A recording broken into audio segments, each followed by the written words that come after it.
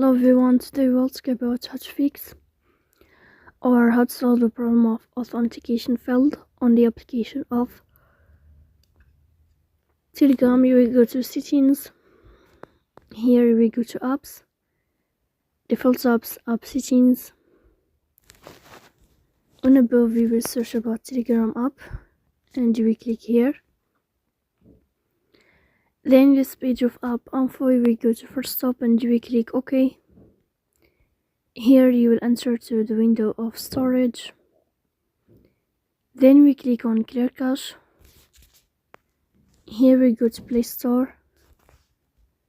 You will search about the application of Telegram. Then you can uninstall your app and you can install it again to fix that problem. So please don't forget to support us by like and subscribe. See you next time in another video, and thank you for your watching.